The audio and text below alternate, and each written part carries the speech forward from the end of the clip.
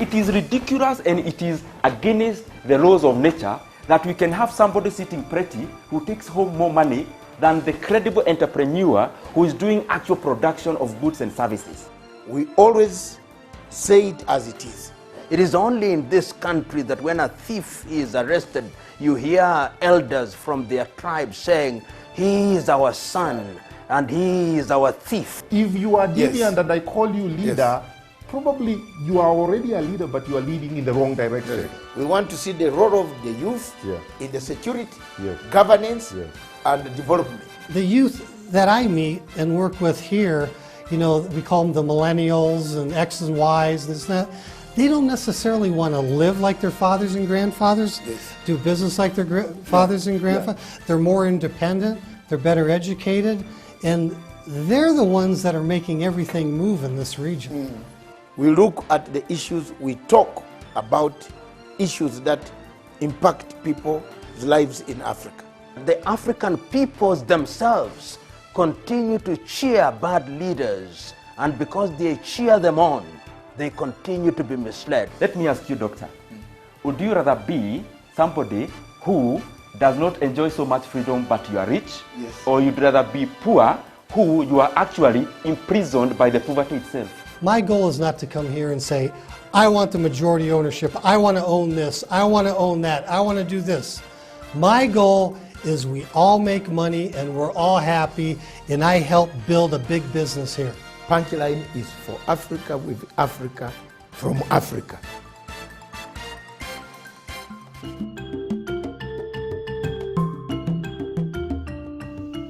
The International Court of Justice is a court that was created to solve problems of disputes of any nature. But this court was created on the basis that times could change and the constitutionalism and the mandate could also change. The International Court of Justice has never changed.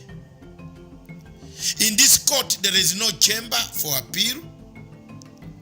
There is no chamber for amicus curiae, for people to bring in their opinions in terms of individuals or organizations that are hurt in one way or the other, or good opinions that could shape the outcome of the findings or the cases filed there. This court, therefore, remains one of the most obnoxious, one of the most opaque institutions whose findings we don't know who decides and how the decisions are taken, how stakeholders are supposed to recourse to a remedy, where to get a remedy, we don't know. The court has no chambers, no lower chamber, no upper chamber for appeal. It has itself as a final court of jurisdiction around the world. Are the people of the world going to say, is Somalia and Kenya going into this court, seeing the obstacles that they will cause for the region? Those are the questions I ask. And I want my viewers and those listening to this tape to understand that Africa needs to solve the problem in an African way. There is no other way to solve the problem of Somalia and Kenya amicably than sitting on a table to have a discussion, find ways of resolving the conflict that has brought us to not talking terms. But Somalia seems to be pushed by external darker forces to go and dismember the unity that we have in the Great Lakes region and the Horn of Africa. ICJ as a court is an institution that is very opaque, very dark in its sense of darkness, that you don't know how decisions are made. There is no counter checks and balances in the decision making. I therefore urge Somalia and Kenya not to attend this court. I urge Somalia and Kenya to avoid this court for the sake of peace in the Indian Ocean. I also have called upon the countries that are supporting Somalia to take this case, to withdraw their support for the sake of security, because we have only one common enemy. The enemy are the terrorists killing the innocent Somalis who need our help to be liberated from these fighters who have come and gathered in the great once country, or the Pearl, one of the Pan-African countries in Africa. Thank you very much, viewers. That is my message to the world. Let's spread it. The International Court of Justice is opaque. It doesn't have appeal chamber. It doesn't have preparation chamber. It doesn't have any. Once the decision is made, the decision is final. Do we need that? We call that democratic. I leave it to you. Thank you.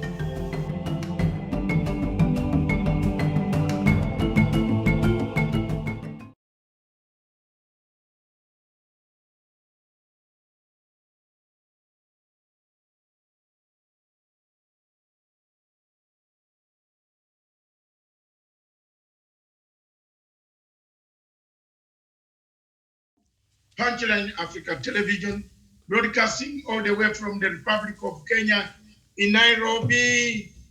The headquarters of Punchline Africa is Miriam Ogutu, who is holding the fort. Miles away from the Punchline Africa headquarters, and I miss you people, is from the Political Command Center of Punchline Africa Television, Dr. David Matanga, myself, the host of this show, Diplomatic Leaks. And next, in Kisumu, become another city in Kenya, miles away from us, or from me where I am, is Olomba Samson.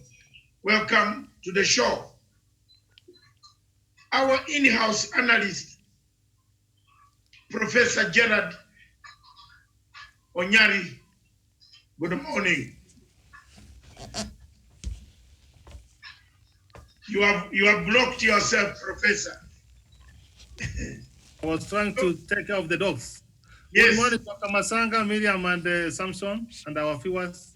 Good morning, all of you. The show is very clear. Diplomatic Leaks, Somalia, the unraveling situation on the mineral resources, gas, petroleum, oil. The leader or the Speaker of the Senate of Somalia has requested that an audit of all the contracts that were given out to Somalia through to other foreign governments that are drilling oil, buying the minerals, buying the water frontiers in Somalia. Today, as we speak, lots of things are happening in the Indian Ocean. Turkey has taken over the command of anti-piracy mission in the Indian Ocean.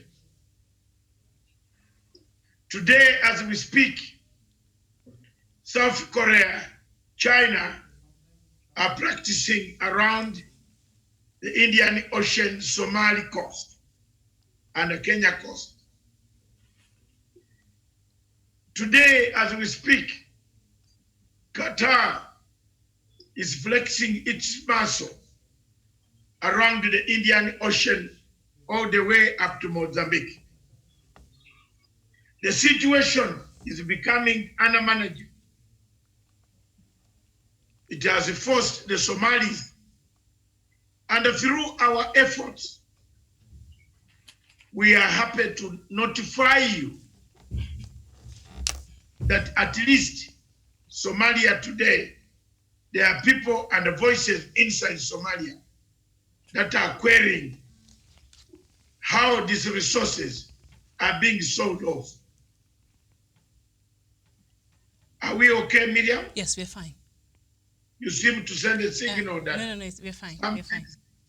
some things are not working well. No, we're fine. Yes, because you are down, we are very far away from you. Mm-hmm. The situation in Somalia itself has come under check by the Somalis, the MPs, the senators, the opposition parties are querying how President Faramijo is selling these commodities to the people. How is he? Where is the money going? Because on the ground, you can see nothing. The facilities are not improving. But so much has been talked about the oil exploration and some other things. It therefore comes to our attention that as much as these things are taking place, money is being stashed in foreign accounts by the government of Somalia, and the money is not trickling down to the Somalis. So we have put across this point to several Somali officials, friends of ours in Somalia, to find a way of querying why this money is not trickling or trickling down. It is now upon this that the deterrent group, where I am the chairman and I lead it worldwide, the deterrent group works to make sure that people on the continent get money, get the value for their resources, that I passed over documents to some of the Somali senators and MPs to start querying, are these contracts being done in the name of the Somali people? Are they being signed for the sake of signature? Are we not signing these documents with countries that will later on take over our countries? Are we not bringing a Middle East situation in Somalia? What is taking shape in Somalia today is a very interesting scenario. COVID-19 has ravaged, but you don't see the money that Somalia picks from international agencies. Very little has trickled down to the ordinary Somali person. Many of them suffer both from terrorist Al-Shabaab strikes and from natural calamities of hunger, floods, and now COVID-19. It's the money that is coming from the minerals that Somalia is selling at a high speed, trickling down to the people of Somalia. That is our question today. And why is Somalia in a hurry to sign these documents with Turkey, Qatar, and the other countries in the Middle East? Are we creating another war zone equivalent to that takes place in the Middle East, where stability has been elusive? Those are my questions and my opening remarks. Back to Miriam in the headquarters in Nairobi. Thank you. Thank you so much, Doctor, for that introduction. Now, as you mentioned there earlier, Senator Ilyas Ali Hassan, who is the chairman of the National Resources Committee of Somalia in Senate, tweeted a very interesting tweet there that also attract a lot of attention from Somalis themselves, and a lot of them seems to have been agreeing with what this senator was saying. And so he said in the tweet, the increasingly illegal exploitation of our natural resources by the foreign governments and funds is unacceptable. I ask all the pertinent institutions to investigate these activities and pursue national and international legal options available to hold all involved accountable. And Dr. adding to that question that you have asked there, now the senator here is asking for the people who are supposed to be pursuing and holding these people accountable. I don't know, is the government of Somalia in a position to hold any of these people accountable, or is the government of Somalia working in cahoots with some of these people, as sometimes is being perceived to be part of these things that are denying Somalis part of the exploitation of the Somali and natural resources?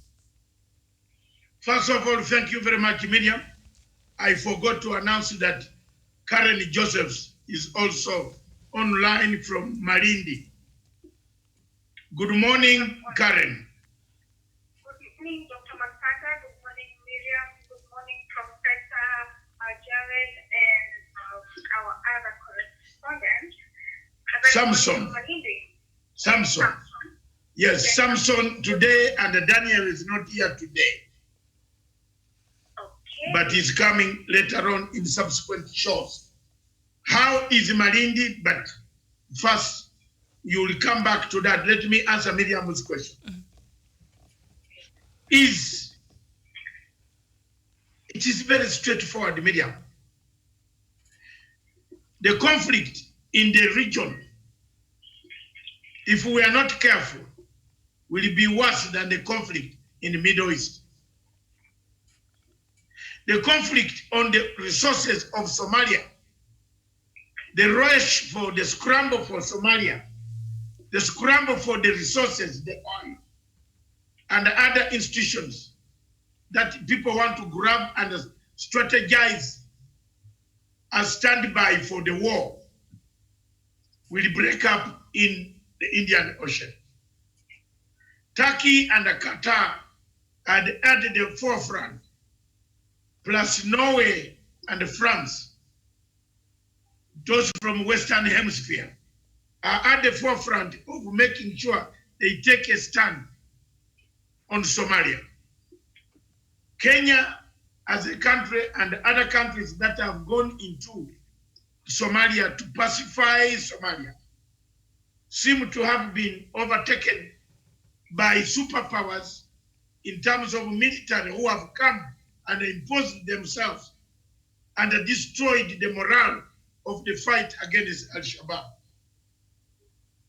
The fight against Al-Shabaab at the moment has gone as second layer to third layer to fourth.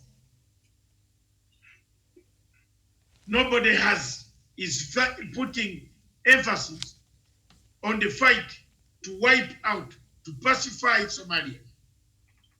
People are thinking of re-engaging, trying to do the Taliban American Afghanistan relationship. When you bring in the Taliban American Afghanistan relationship to the question of Somalia, you need to put several things in place. Are several things in place today? The answer is no. One of the things that are in place today is the trading of these supposed to be minerals owned by Somalia.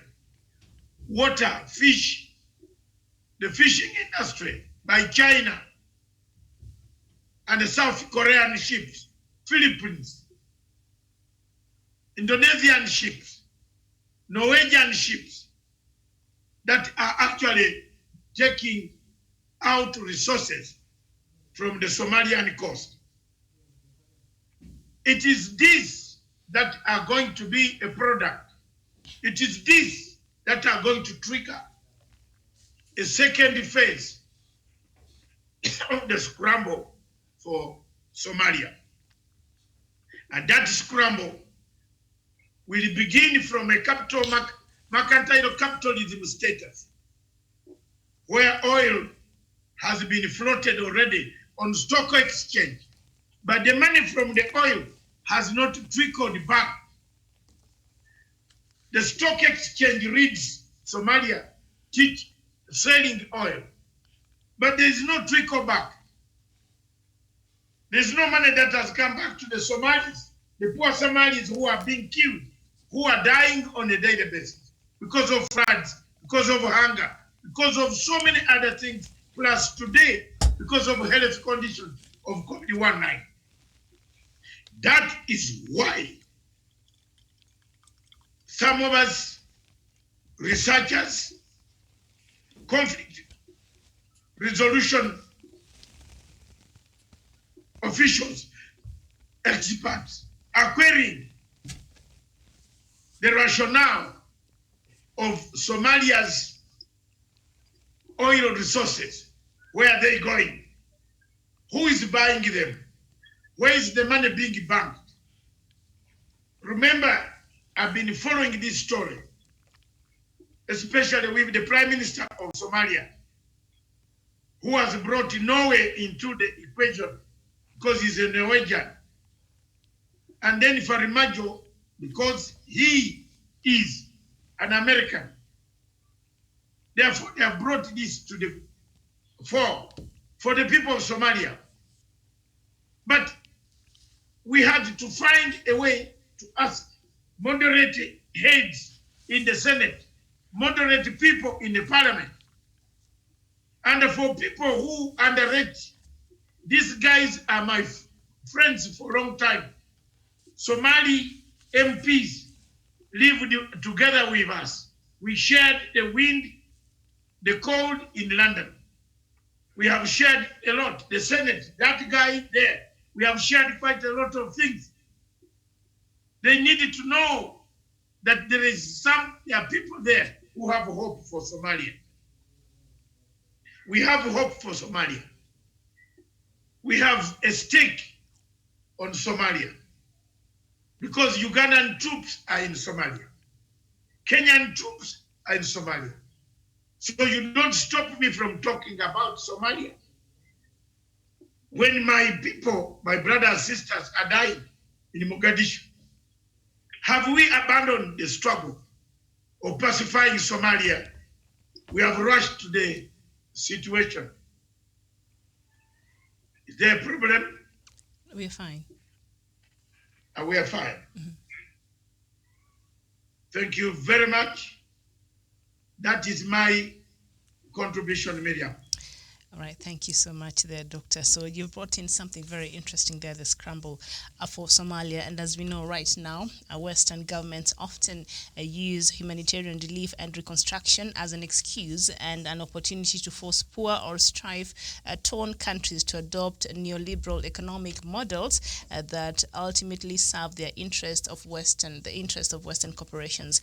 And as we speak right now, there's something called disaster capitalism, where orchestrated raids on the public sphere in the wake of a catastrophic event combined with the treatment of disasters are an exciting market for opportunity. And of course, Somalia, being that it has not been able to develop for more than 20 years now, it is an exciting market for the Western world. And speaking about the scramble for Somalia and what this senator is raising here are quite important, owing to just the other day, I think Ethiopia had a meeting with Somalia, and also Egypt had a meeting with Somalia over the same. There's something they're looking for, and we shall look at in the as we proceed with the show.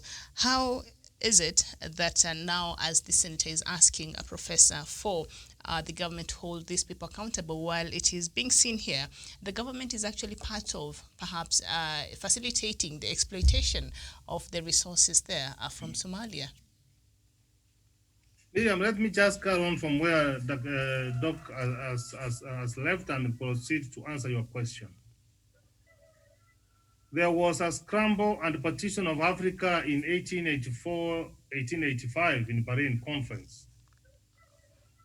And now it is being manifested itself in the scramble of resources in Africa, and Somalia being one of them. Somalia has been without a factional government for the last 29 years. The Somalia people have never known what peace is. But be it as it may, we wish them well. Remember, Somalia is one of the countries in Africa with the richest coastal lines, who is exploiting their fish and now their oil. Remember, I have said here, and I'm repeating that people benefit from the conflict. When Somalia was free for all, a warlord will just go with another country, he enters an agreement and contract. Now that we have got a federal government with a mandate to rebuild, to recover and reconstruct their country,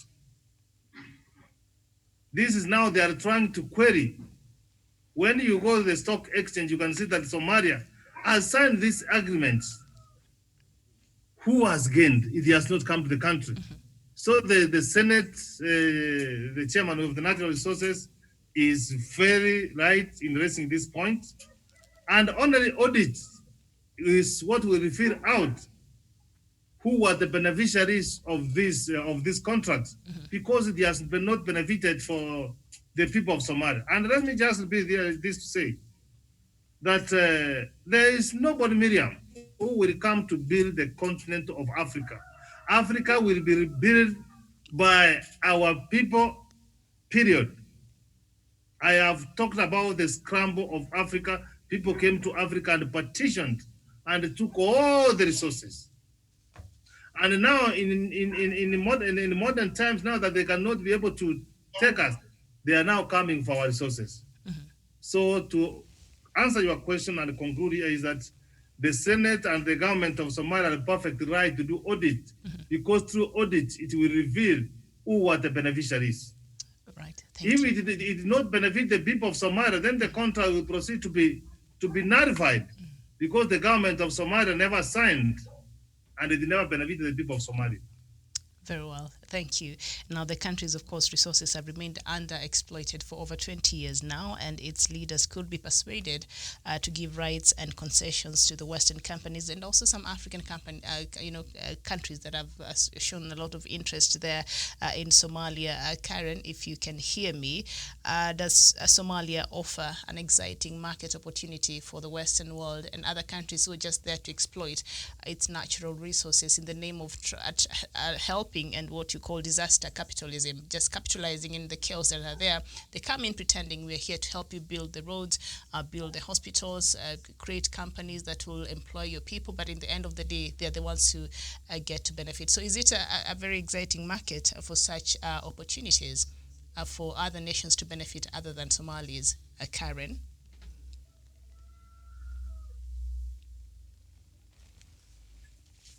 Dr. Is she there?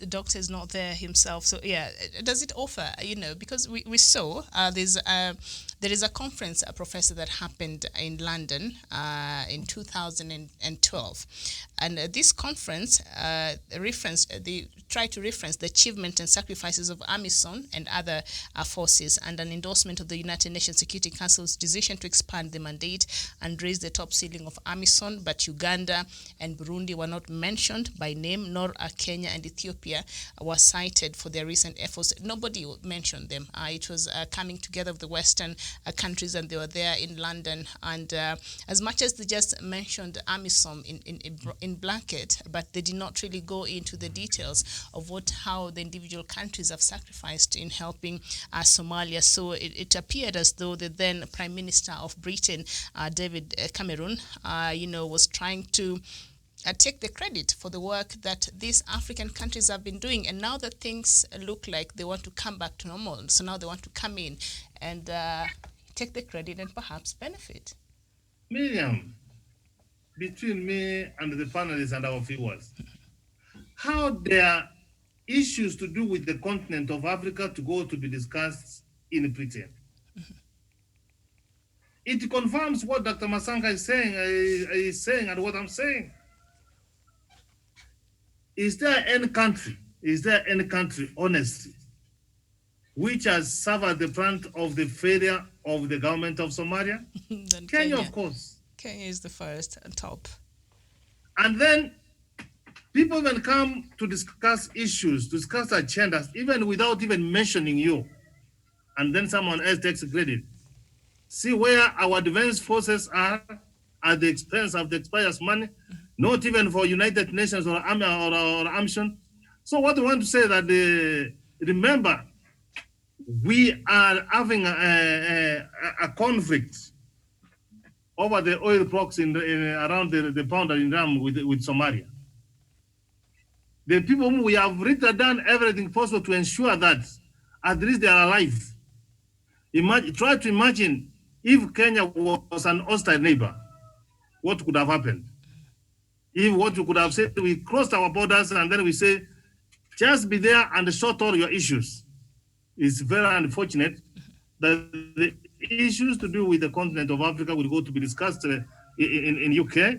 And what I've said, that these are warlords. This is not for the benefit of the people of Somalia. Even the conflict we have with them over the boundaries, the blocks have already been sold to the people in the companies in Britain. So, yes. So the sooner we, and it's very unfortunate that the founding fathers of the continent of Africa, they had a very clear vision about Africa. Now African Union is dead. Leaving all the issues of the continent of Africa to be discussed outside the continent, we have gotten it wrong, but I'm happy that we are having this kind of conversation to tell the young people of Africa and the people of Somalia that all is not well, and Africa will be built by Africans themselves. No help will come from outside. If you see any help coming from outside, they are going to exploit and plunder our resources. They have done it before, they are doing it, and they will continue to do it. All right, very well said there. So now, Doctor, we've seen even the dispute between Kenya and Somalia steal its own resources, and a dispute over maritime territory in the Indian Ocean between Kenya and Somalia has resulted in major Western countries lining up on either side, depending on which of the two nations best serves their oil interest. And in this case, this is between Kenya and Somalia. So we saw the UK, for example, has shown support for Somalia, which really shocked me. And this is why Britain has a longer relationship with Somalia in terms of onshore and offshore oil explorations. For instance, British Petroleum, that is the BP, had oil exploration concessions in Somalia from the 1980s until 1991, when Somalia plunged into violence after the ousting of President Siad Barre. So that's why UK supported Somalia on this matter between Kenya and Somalia. And also Norway is also backing Somalia. It has been reported that the country was one of the main bidders at the Somalia Oil and Gas Conference in London, the one I just mentioned. This could have something to do with the fact that Somali's Prime Minister, Hassan Ali Harie, is a Norwegian citizen, and that Kenya expelled Norwegian oil giant Statoil from Kenya. So you see how that one is playing out. And now the US seems to be the one siding with Kenya because the two countries are partners in the war on terror. So, Doctor, you normally say here international relations. It's just about international interest. But I'm shocked about Britain supporting Somalia siding. Interest. I thought we were a better partner.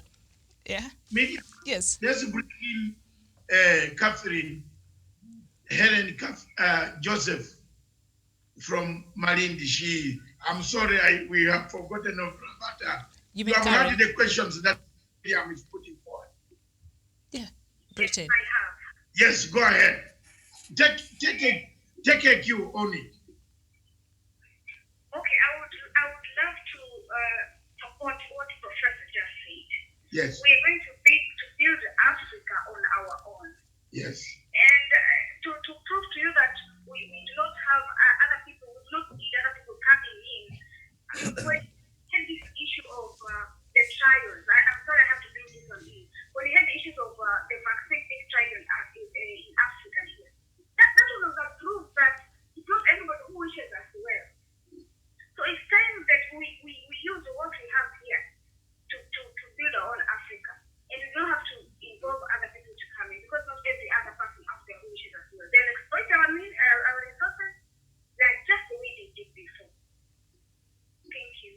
Thank you very much. Doctor, are you shocked? Are you shocked? The UK has been supporting Somalia all this time. Is that yes? It is true. The United Kingdom has been one of those frontline states not for interest of acquiring oil, or not for interest of acquiring anything. For the interest of piracy, there was piracy. The United Kingdom came in because of piracy. The United Kingdom marshaled enough resources. We don't have warships. We don't have big ships that can actually guard the Indian Ocean corridor of Suez Canal. Once the ships are in Suez Canal, they are on their own. You need a fleet of so many. So the United Kingdom came in and helped. But when they came under EU. But the country that was already here in Somalia is Norway. Now, because Norway was not able to hold a conference, Norway is not a superpower. Norway has a population of 4 million people. That's why the jail in prison, you can apply it when you will go to prison. They can sentence you today, but to tell them I will come to prison 2020. Because everybody in Norway is known, documented. You can't run away. Whether you're a refugee, whether you're a what, asylum seeker, a visitor, as long as you enter Oslo, you are known who you are. So Britain took over the role and called for this conference. This conference took place. It has taken place. But that is because Britain has interest, Doctor. Yes, it has interest of Somalia. Security. Oil as well. To safeguard its. Remember, there is a fight in Puntland, of which some countries wanted to recognize Puntland because they have seen the terrorists. The Mogadishu clique is more bent to continue with a fight. Can it occur to you that there is peace in, for example, you have peace in Kajiado, and then you don't have peace in Machakos? What's the problem? There must be a very, very big underlying problem. So there's external interest, have permanent interest. And that is the truth. There is no country in the world that is going to do things for free. That is a serious statement I've made. Don't expect Bill Gates to come here to give you that medicine for free. There is something is going to sell you, either his OGM goods seeds, or he's gonna bring computers that listen to your noise in your bedrooms and the sitting rooms. Yes, any person studying international relations should look at the Indian Ocean route now. Turkey is in. It has brought its warships. Remember, the Ottoman Empire still has a hangover over us. And remember, for us, we are being bought like slaves. I don't know whether you have forgotten that. The only country where we don't figure out is the Ottoman Empire. There are no Africans who were bought and taken. The Ottoman Empire is the only empire in the great history that never bought an African.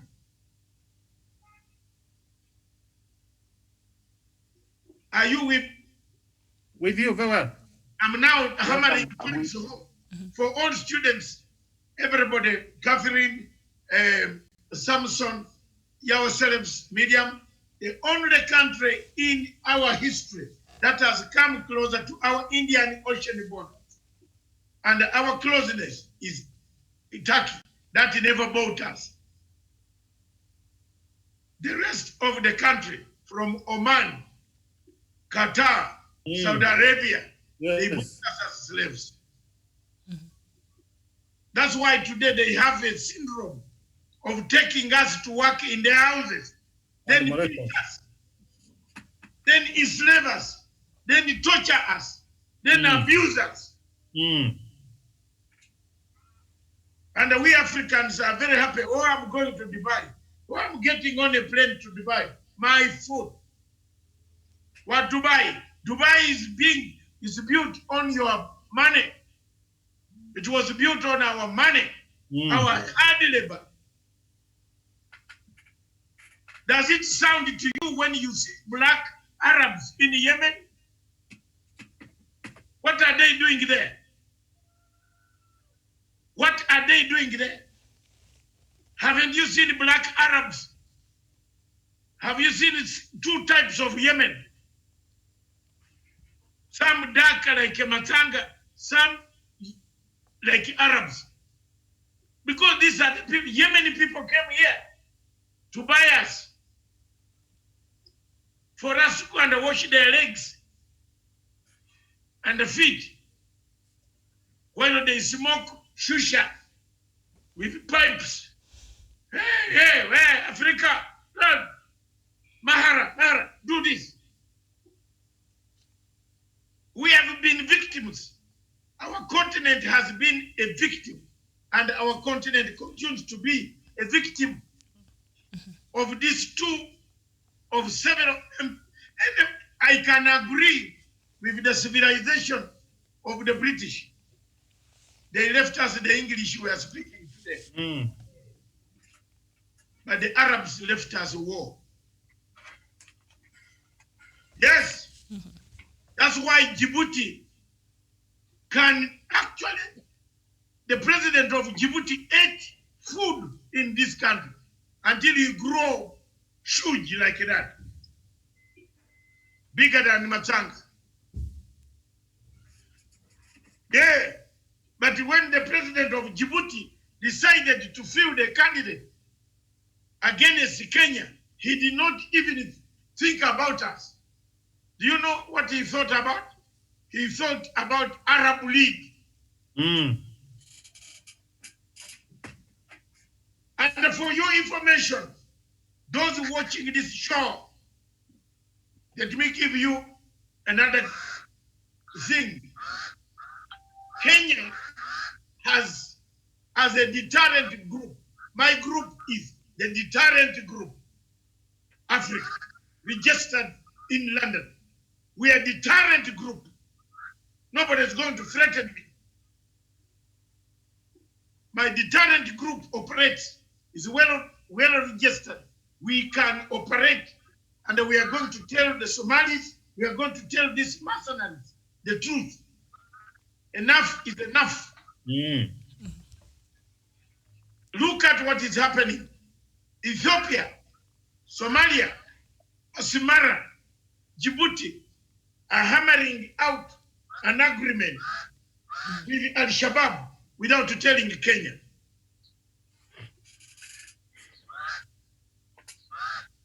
Don't say I did not say it. And don't ask me how I knew, because I can reveal it. If you ask me another question, I can reveal. Don't. Kenya doesn't know. Kenya has been left. Uganda has been left. As Miriam suggested there, they go and hold a meeting on Somalia, and they close out Burundi, Uganda, Kenya. They are not mentioned. Today, that Prime Minister of Ethiopia, Farimaju, the president of Asmara, that dangerous guy from Asmara, my friend, the one who knows me, and let me take off glasses, because that time I did not have glasses, so that he hears me. That one there, the deadly guy from Eritrea, Djibouti, Qatar, are hammering up an agreement with Al-Shabaab. We are on our own. And I bring this thing to the public knowledge so that tomorrow there will be some Kenyan who will say, that man said it. Those who are not saying that, it's up to them. Don't ask me. I don't work for government. I work for a deterrent group. And we have received information credibly that there is a meeting that is taking place in a capital city called Doha. It has been going on. COVID came and disrupted it. It has started. That is why they cannot, at the moment, agree to gazette Al-Shabaab as a terrorist group. Can you see the reason why? Yes. If you gazette Al-Shabaab, you will find the Prime Minister of Somalia, Karupebo. You will find Norway, Karupebo. Wacha tuende. Let's mention the countries. You will find Qatar, Karupebo. Because the money they paid, some of the money penetrated to terrorist organizations. Have you now seen Kenya tried to take a motion? It was thrown out before it could even reach the committee stage. Why? Norway wrote a letter saying, well, try. So time has come for Nairobi to change its tactics. It's a foreign approach on Somalia. This is a window of hope that we can actually influence some senator in Somalia. We have then contacts. Yes. So Faramijo should not take us like busybodies. We are now querying seriously the amount of money that has come out of this contract. Who benefited? Where was it banked? How was it banked? Yes. Somalia has no central bank. Who is banking this money? Who is getting the interest? Who is paying who and where? And two, is this money reaching the normal herdsman of camels in Somalia? Camels. There are men there who are doing so hard. Somalia exports camel milk. It's the sweetest milk on planet Earth. Have you ever drunk a camel milk? Any of you? No. Yes. We are coming to you, Miss Aromba. Have you ever drunk a milk, Catherine? No, I haven't. It's very sweet milk. It cleans your face. And you become young like you. Yeah. So I wanted the professor, and the medium is just looking down. She's not saying anything. I become young. Next time when I go to London, I will buy the camel milk. It's actually being sold in supermarkets, so it's available. So it's available. It is. Medium, I just want to recommend from today. I'll try it. I think I've taken some tea. Yeah, I'll try it. You will stay longer. Okay. You will feel fresh. You will not do this yellow things. Where people buy the yellow. When I pack, you see, African woman and a pack yellow. Remain as with beauty. If God has given you the brown skin, don't choma yourself like a Congolese. So back to the topic. Back to Somalia. Yeah. Back to the topic, I feel so sad for Africa. Catherine and yes, Along Karen, hasn't said Karen anything. Joseph Samson, yes. and Miriam, I feel sad. You know, you have women burning themselves, even men from Congo burning their skins. Burn your skin. You let it be as it is. David Matanga here. I wake up, I get water and wash. What wanasema, oh, you spend time in the saloon. That the body what? There is something. There is a word that I hate. Fashion. You find a woman, a man wasting time doing facial. Are you doing facial? Oh. If you are ugly, you remain ugly. I don't know why people waste time that I am doing facial. Facial so that people do what? What is facial for? For beauty. No, God created one way traffic. Prof, God trifacial is created good. women to be beautiful, to be admired, not you as a man to be facial. And some of these teenagers like Alomba waste time in the class. It is good. It is good. Close the saloons. Recommend them to drink camel milk. Yes. Just go and buy camel milk in the Carrefour. And drink every morning. Carrefour. All right. Yeah. And you'll be So fantastic. I don't know. You must be crying, laughing with me. Very great laughter on the Indian Ocean. Hey, you say something. Before we come to Aromba. I can say something. Yes. On the topic, right? Of course, on the topic and the camera milk and everything. It is part of it is produced in Somalia. But nobody exports it. When it is exported, it is eaten. And there are so many Somalis with so many camels that the money does not come from the oil and trickle down to them. What do we do? Now, I think that is what brings us to this new bill that the deputy chairman of the National Resource Committee, Senator Mohammed, was against.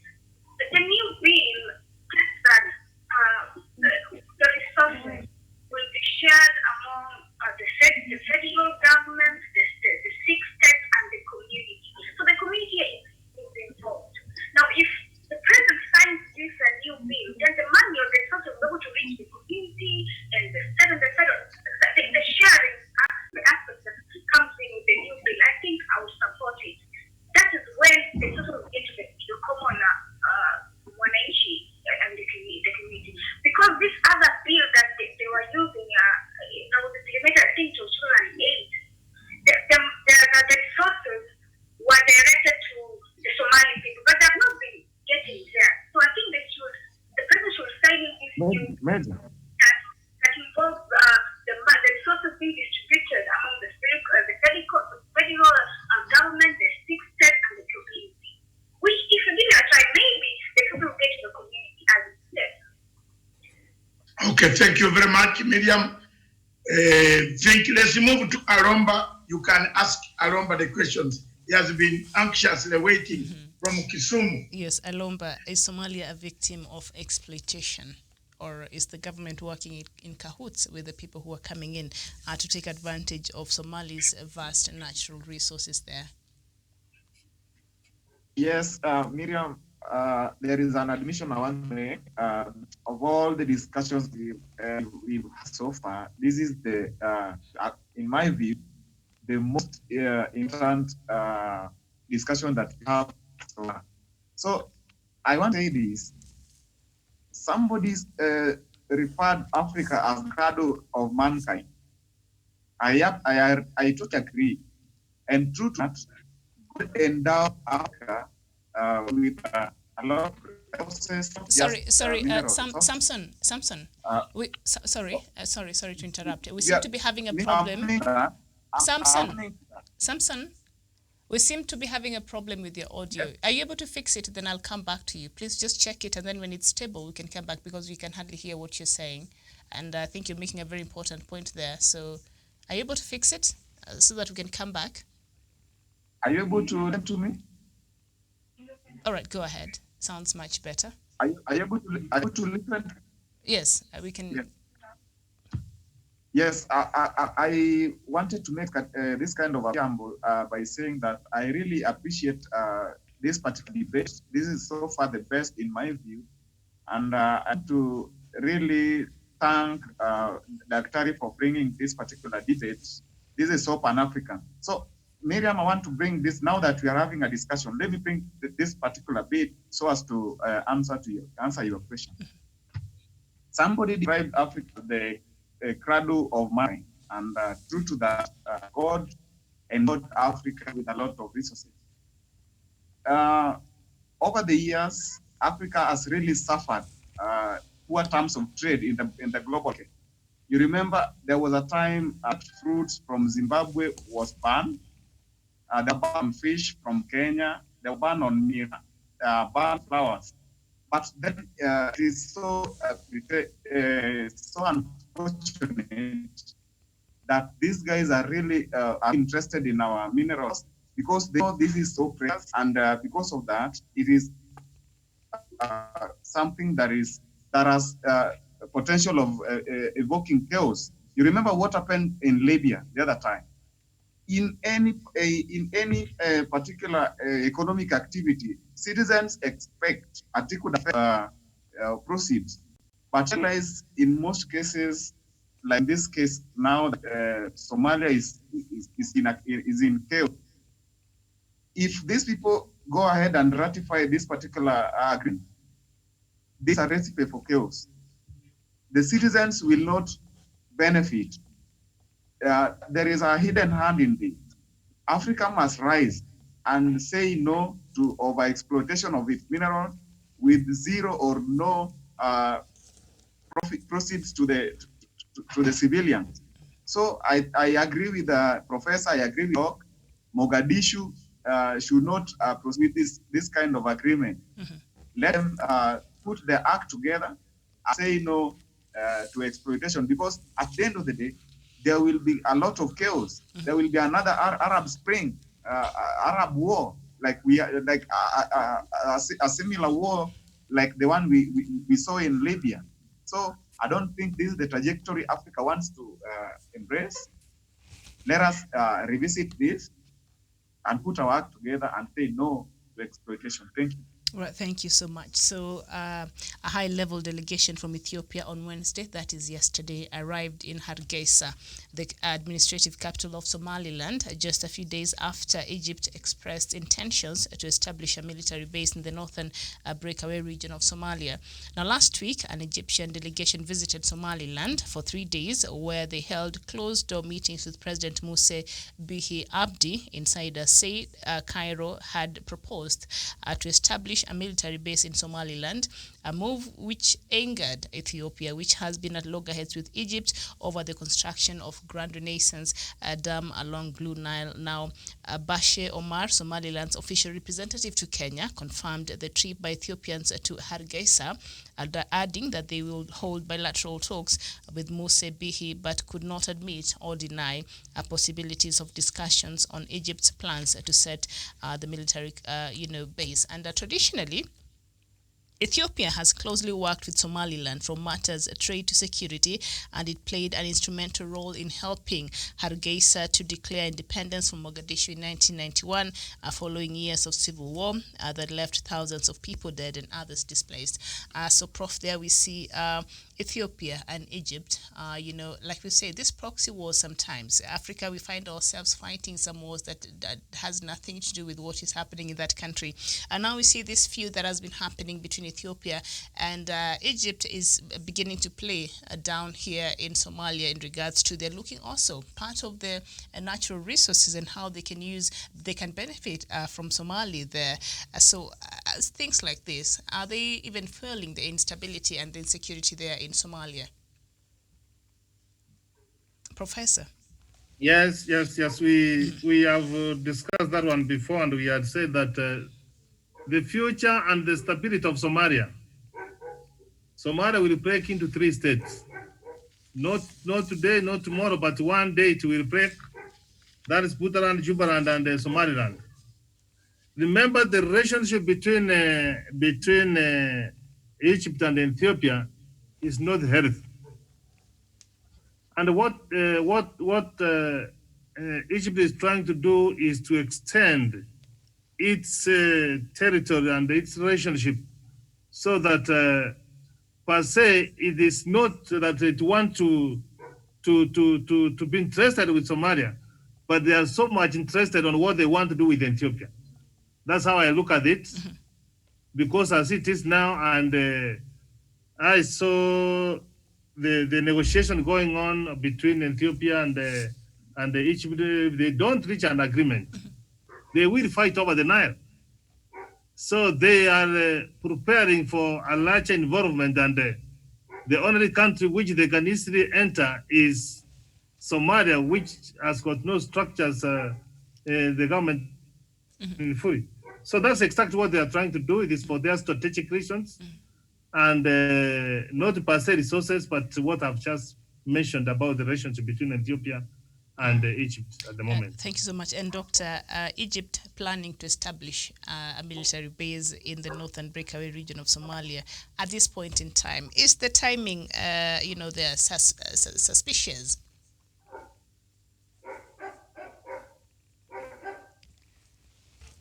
Doctor, is he there? Let him unmute. Yes. The timing is very suspicious, Miriam. That's one. Two, the geopolitical scenario is changing. That's two.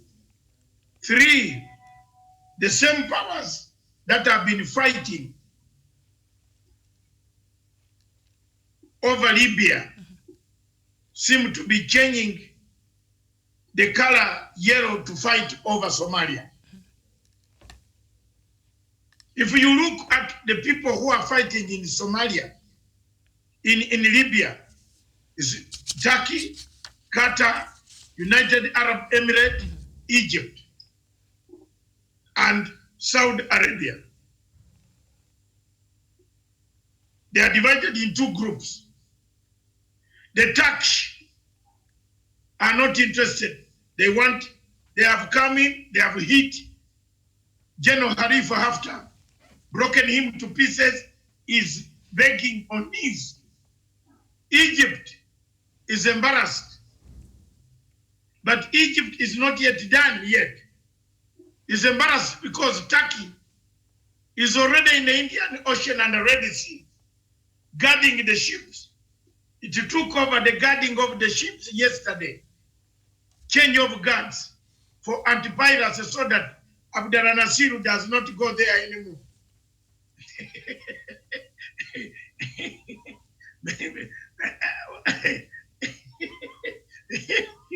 So that we don't have Mr. Abdel Nasir getting any richer. The ships have been dispatched in the Indian Ocean.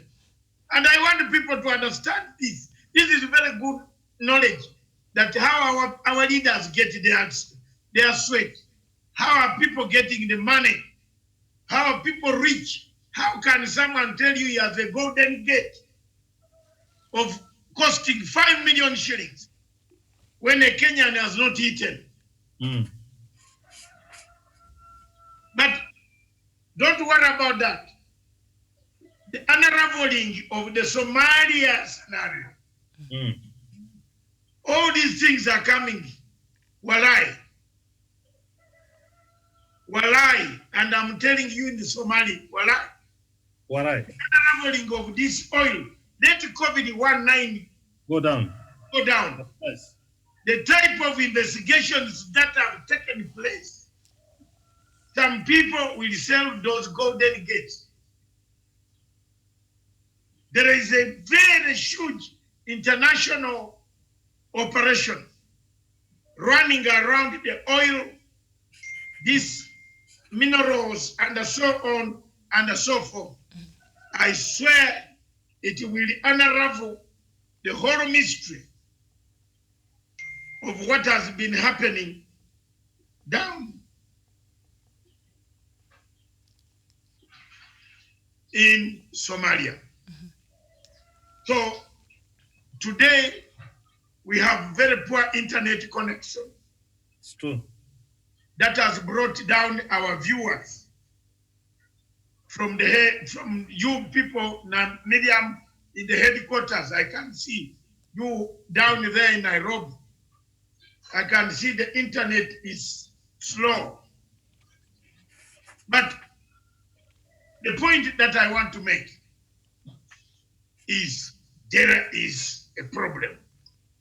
And then COVID-19, after it is over, some of the people who have eaten this money have triggered the debate as deterrent group.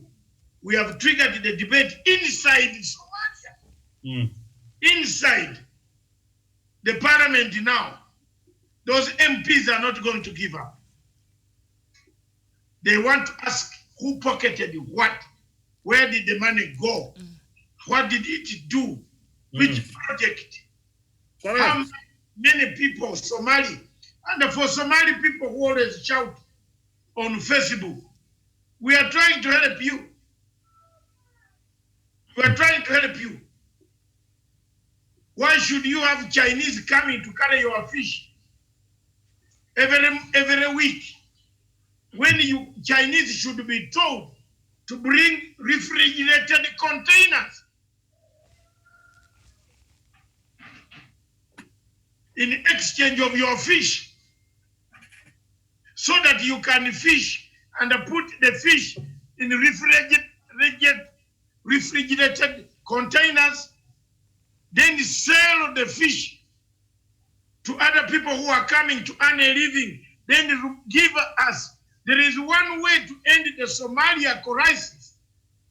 And I want now to say it here because the tape will be taken away and the people can listen. Listen to me and listen carefully. Boots on the ground might not finish the war. A strategy of winning the head, the heart, and the stomach will finish the war. I am an African. I want Somalia to be free. I want Ugandan troops to go home and enjoy. Kenyan, same. I want the Kenyan troops to come back and enjoy, build roads, build bridges, dams, build dams where someone is eating our money. The 21 Emeroror and the Cameror man eater. That man eater who doesn't grow fat. Yeah. Wacha tuambie wazi bwana. Ambiana. Eat money, they don't grow fat. At least eat and be like a matanga, but you are growing thinner every day. Tell them. Wagwan. Toboa. Wagwan. So, let me not go that side. Let me keep off quietly. Let me speak this Somalia. That Faramijo and Haidi. Harry. The thieves who have stolen Somali money. They have sold Somali. Somalis have suffered everywhere in the world. They are called refugees. Obama is insulting them. And back at home, some condos. Condo. Waizi wa condo. They are eating money from the oil. And they have taken this case to the ICT in order to eat the money. Yenye condos. Wakondo waizi. We have no sympathy in Africa to have thieves. We should not glorify thieves. To win the war in Somalia, you need the head, the heart, and the stomach. You need to ask why guns are many in Somalia and they are not many in Hargeisa. You need to ask why Mogadishu is on fire while Hargeisa is not on fire. Don't increase problems in the Indian Ocean by bringing your fleet. If we told the Chinese to bring refrigerated containers and told the Chinese that for every 10 feet by 10 feet container, bring us 50 AK-47.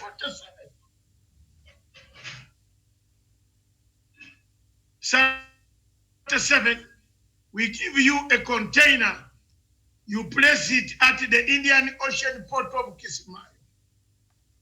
You go out on the ship, a fish, and bring your fish, store it in this refrigerated container. What we have, we would have solved the war of Somalia. Do you agree with me, Professor? If you look at Miriam, agreed. There are no incentives. Miriam, there are no incentives. How are you going to entice a young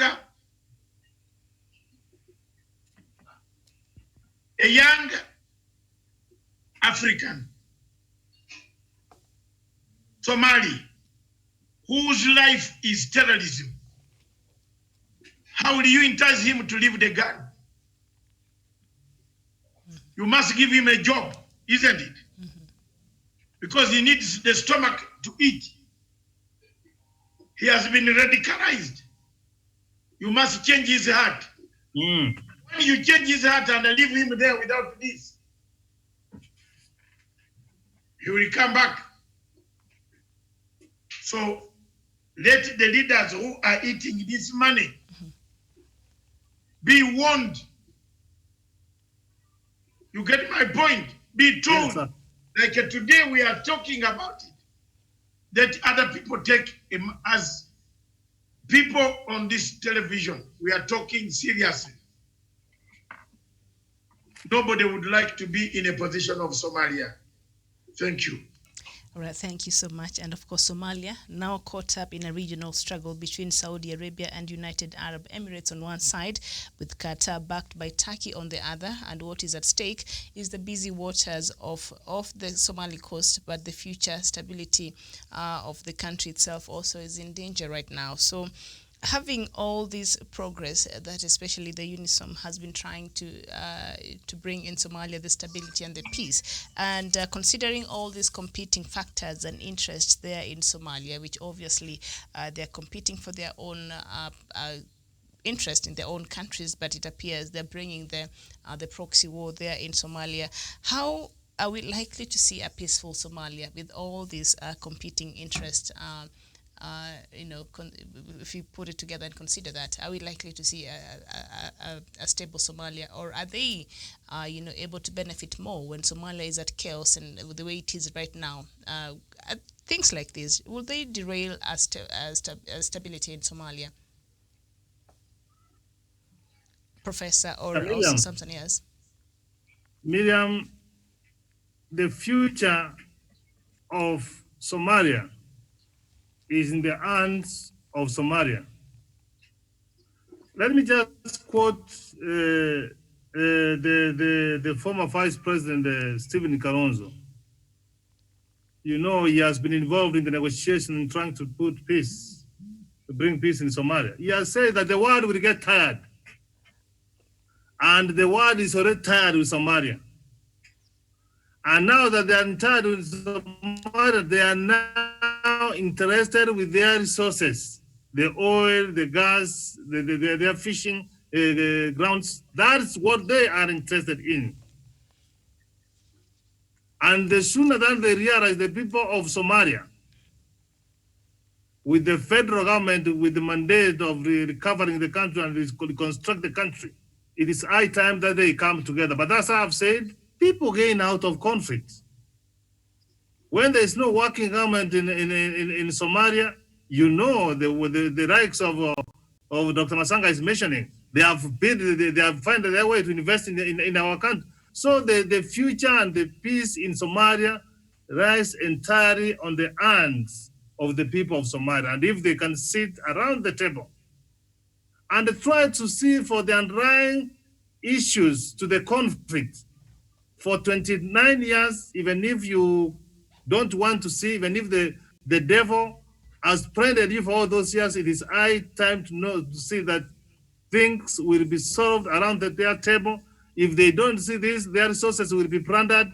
Their future generation, because at some point in time, Miriam will check out.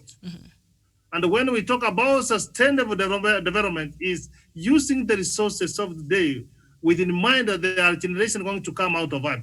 What are they going to hand over to their future generation? When Turkey want to take a position there, Egypt want to take a position there, Britain and everybody else want their resources. What is going to remain for their own children? A very good question there, Samson. Pick on that as we conclude. You could give your Yes, final Miriam. remarks. Yes. Yes, now really your question. I want to recommend a book for all of, if at all some of us not read it. There is a book called Why Nations Fail: The Origin of Power, Prosperity, and Poverty. It was written by Darren and James Robinson. At the preamble, it talks about the war that erupted in Libya, the war that erupted in Morocco, basically the Arab world. It talks about the reasons why some nations are richer and others are poor, yet they are sharing the same environment, the same factors. Resources. So what's happening in Somalia right now, the narrow elite, there are few individuals who are out to gain out of this particular business. The civilians are not experiencing the down effect of resources. They are really suffering.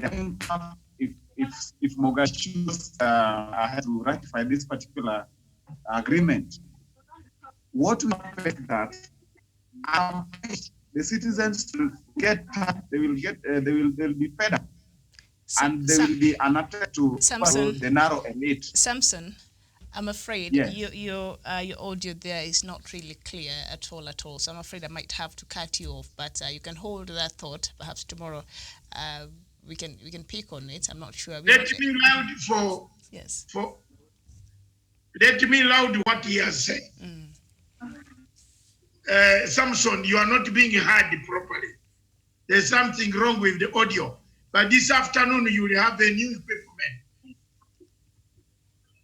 Samson, can I come up again? All right. Could you try? Yeah, you sound much better now. Can you go ahead? Go ahead. This now. is what I'm saying. Yes. I was recommending some book here for the panelists and our viewers if they care to read. There is this book called When Nations Fail: The Origins of Power, Prosperity, and Poverty. It was written by Darren and James Robinson. It tries to answer the reasons why nations are and other rich, yet they share the same. So what happened in Somalia that there is a group called the narrow elite. These few people trying to control the mineral business at the expense of the civilians who are not experiencing trickle down effect of this particular proceeds. So what will happen is the civilians will be pressed to an extent that they will try to revolt, try to overthrow the narrow elite, something that happened in Morocco, Libya, Egypt during the just revolution. So I see a particular scenario playing out in Somalia if Mogadishu had to ratify this particular agreement. Thank you. Thank you so much. I got that. So he talks about the narrow elite, and this he gets from the book Why Nations Fail. And he's saying that the book says that the narrow elite, which control a lot of the economies, not just in Africa, but indeed across the world. So after, the majority, which are the civilians, feel that the narrow reached, elite, yes. why don't you add, Medium, why don't you add something? The narrow elite will become thinner. I like Prof, that. yeah, Prof. Your last comments, and then Doctor, and then we'll have our. Medium is a very serious statement I've made, Madam. The narrow elite that become thinner create wars in Africa. We have them in Kenya, we have them in Somalia, we have them in Uganda, we have them everywhere in Africa. So the narrow elite, I've read that book of Why Nations Fail. But the guy narrowed himself. He is part of the narrow mercantile elite that brought the chaos that destroyed this continent. Therefore, for me, as an academic who passed their language, who passed their excellency with high honors, I am not going to listen to those two white guys telling me the narrow elite, yet they came. Are they not coming again? Are they not excluding Uganda from the table? Are they not excluding Burundi from the table? Why? Because they are looking for narrow. Who bought the oil in Somalia? Who bought the oil? Who bought the oil? The narrow elite. The thin elites. Yes, the thin. Those who have become thinner. You see, they have eaten until they have become thinner. That's the danger of this whole debate. And the earlier you cure that problem of Somalia medium and we get out, so that we can be in this television and talk about how do we educate our children who are now suffering in houses. You see, someone is planning a war in Mediterranean Sea. Believe me or not, under this COVID-19, watch the ships. The whole Turkish war machinery has been brought near the 10 wells under the pretext that it is guarding the anti-piracy exercise. Where are the pirates? Have they brought them? Where are the pirates now? Turkey took over yesterday. And their whole machinery is here. All the way. They can arrest you. They can stop you. They can stop their ship, your ship. Watch that. Why are they doing so? The case in the ICJ starts in January. It might start, it might not start. But the government in Mogadishu is desperate to hang on this issue. But internal bleeding has started. The Senate chairman is asking, Ebesha went where? Ebesha, Petier. There is no money, Petier, in Acholi, where I come from. In that great north, beautiful people. The best people with best hearts. The Luo community, they say, Epesa, Petier, Akuna Pesa, Petier, Petier. You see, that's what we say in Acholi. I don't know what Miriam and Aromba can say in their language, and what the professor says in his language. Petier. Pesanchire. It's gone. They have used the oil reserves in the Indian Ocean to eat lesser petty. So time is coming. That's why the people who paid them earlier and the watching statement are moving the ships. Should Somalia say Norway is the one who paid for the ship, you know that is already a spark of war. Can you tell me that Turkey, being a NATO country, can just walk their ships across Libya, across the Mediterranean Sea? You saw how they moved? They didn't care a damn, man. They just crossed over into Libya, and America watched. Don't you think a game bigger than what we think is big played? So if you have ears, hear. If you don't have them, get them. If you don't, they don't hear, open them. If they are not, if you are not interested, then look for a button to switch on. The KPLC transformer. To blow yourself. Because for us, our role, Miriam, we have brought the truth to the table. We have said there's something wrong there. But I want to end on this note, as Professor leaves.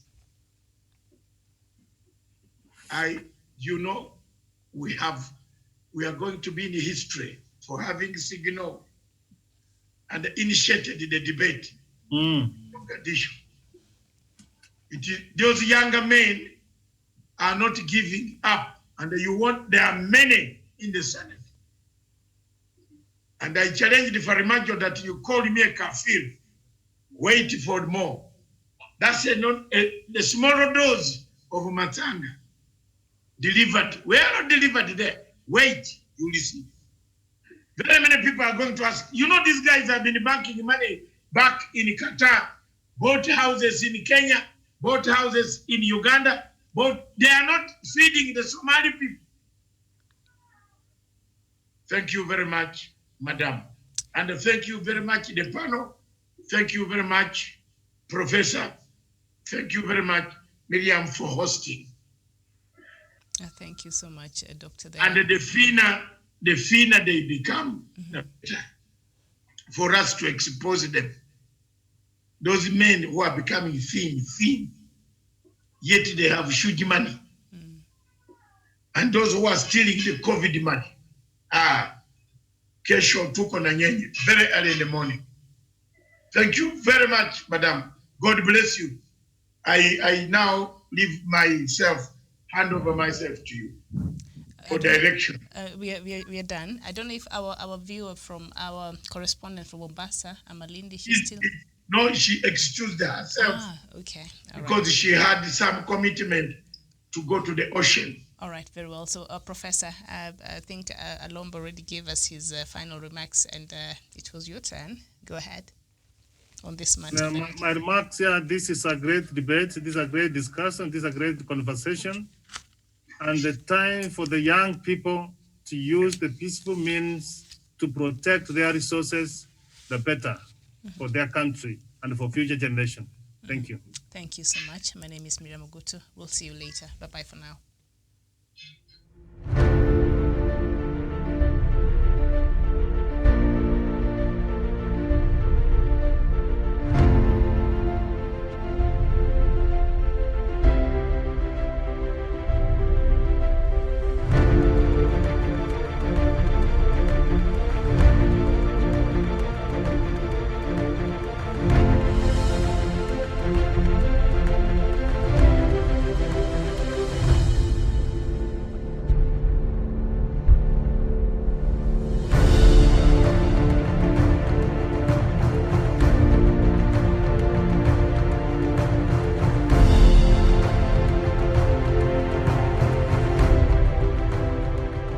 Peace must be our goal and our guide.